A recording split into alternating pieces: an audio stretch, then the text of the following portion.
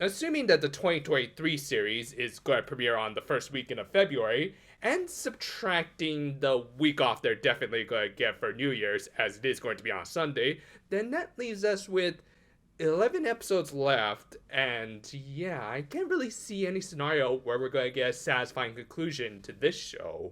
Granted, parts of the main plot involving the conflict between Cook Kingdom and the bundles could get better, though I still have my doubts. But even if that were to be the case, there have been other, very unfortunately, mishandled story opportunities that in all likelihood can't be addressed, or at least again not to a satisfying degree with only so many episodes left. As such, in place of the usual review, I figured we could just do a quick top 5 of the biggest botched plot points of Delicious Party Break here. We'll take a look at plot lines that have never really been addressed, or at least could have been handled a lot better. Now again, I do want to preface this by saying that even if we are at the tail end of the series, some of these picks could still be addressed. Regardless though, I do feel justified for all of my picks for reasons we'll discuss in each entry. And of course, if you have your own picks for biggest misfires in this show, do feel free to leave your thoughts in the comments below.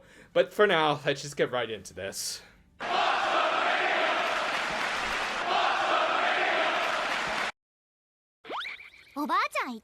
You blew it!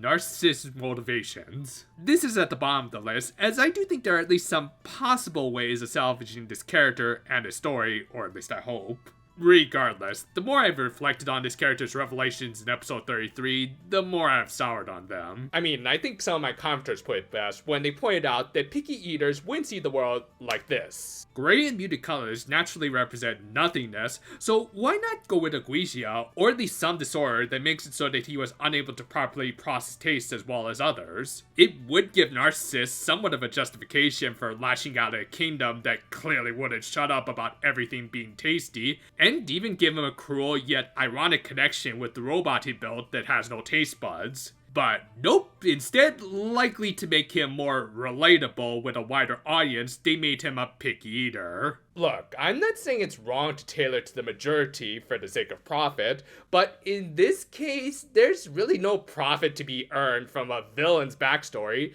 except in the story department, where they should have really focused on. They established that he felt ostracized, and lacking in any of the 5 senses can easily do that to a person. It makes him sympathetic, and while I'm not saying they should have him do a face turn, it does make him a far more interesting character than someone whose issues are far pettier as a picky eater who can't handle a little spice. And yet, even with that, I'm willing to bet they're just gonna have him pull a face turn. Imagine if the resolution to his arc was him just eating his vegetables. But again, I can't see with any certainty where they'll take this character, so I'll hold off on my final judgments for now. However, for not capitalizing on this rare bit of great visual storytelling, Mr. This Chili is Too Hot more than earns this spot on the list. FYI, I did consider just putting the whole bundle gang here, as right now, if they do what I think they're gonna do with Goldots, I don't think it's gonna lead to a great storyline, but I thought it'd be better to just point out the 2 biggest issues with the antagonists of the show.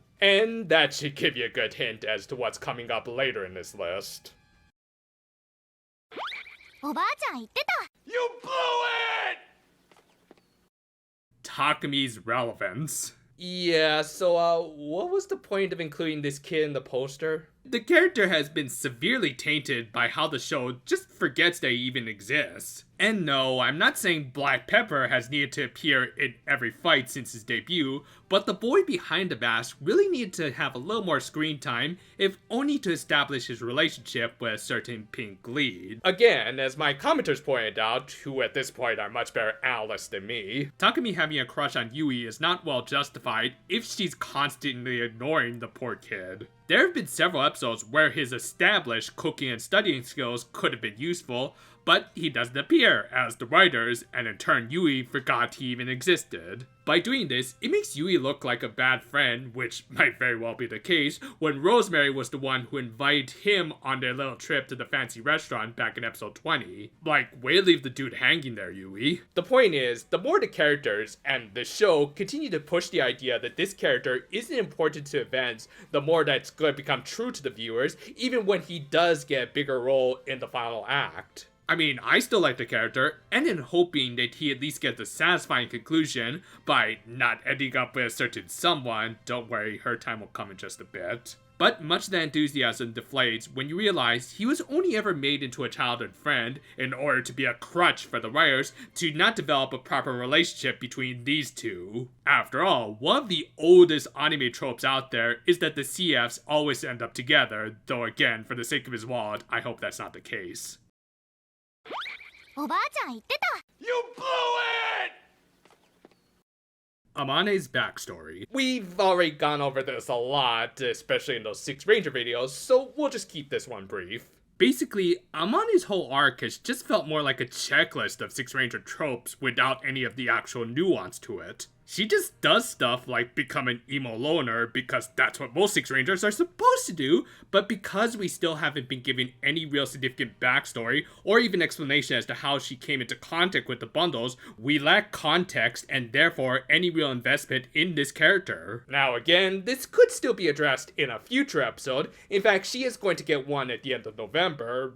But it doesn't matter anymore when they've had a ton of opportunities to address this, like in the recent Halloween episode. I think I might end up having a lot more to say about this character, but let's save our desserts for later, unlike with this show. You blew it!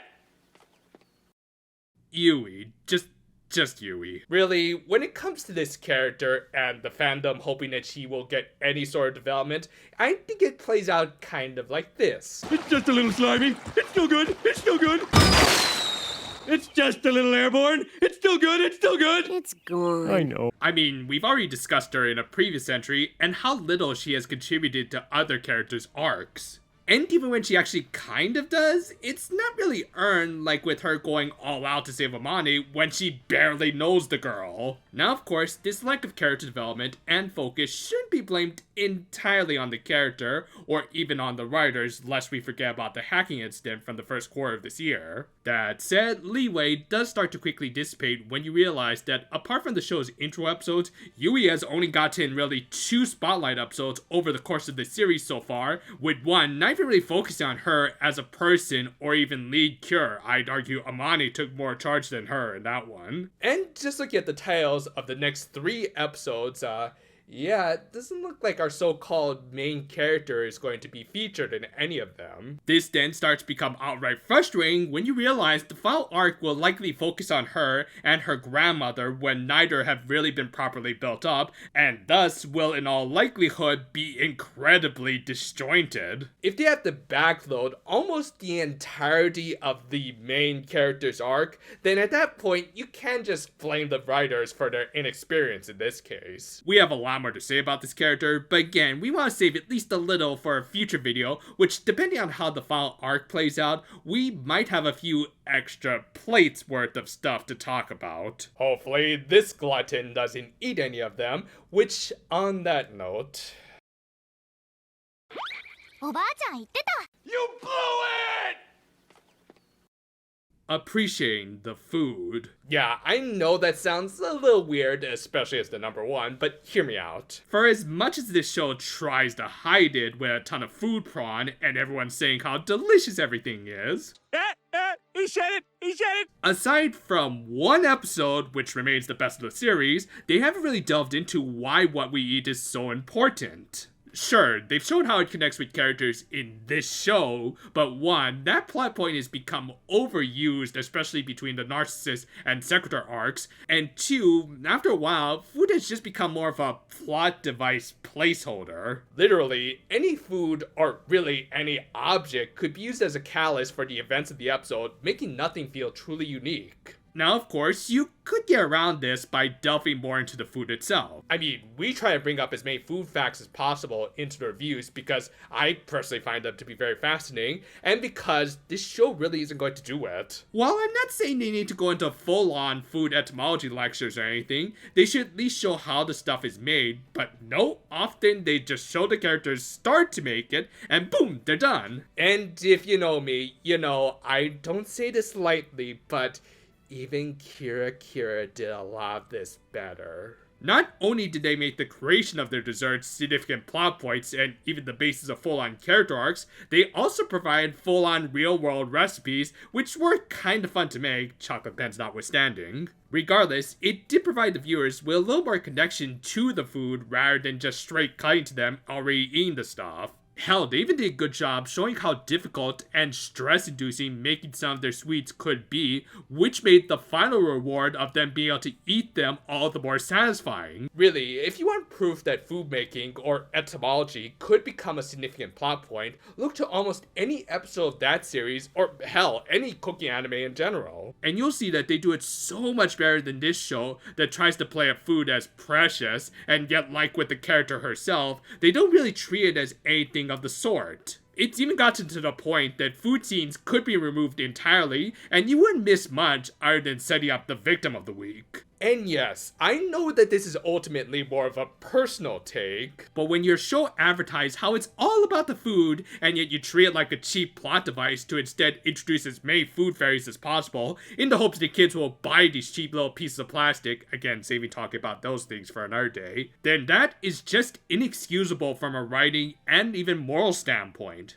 Food and what people have gone through to put on our tables are truly precious things. It's driven us to advance our society to this point, and it deserves to be treated more than just as a trigger to an impulse response for an overused catchphrase. Obviously, there's a lot more to talk about the series, like its production value. However, that will all be covered in the after-series overview, which as always, we'll try to get out at least a few weeks after the end of the series. It all depends on how much we have to talk about, which, considering how this video covered at least about 4 pages worth of stuff, it might not take as long, so hooray for expediting. Still, do look forward to it, as well as all the remaining reviews for this very, disjointed season. And until next time though, farewell for now, my friends. And did you know that peppers actually got their name from Christopher Columbus when he tried to cover his own ass for failing to find some spices like black pepper to bring back to Italy? See, it's not that hard to provide some actual food facts into your stuff.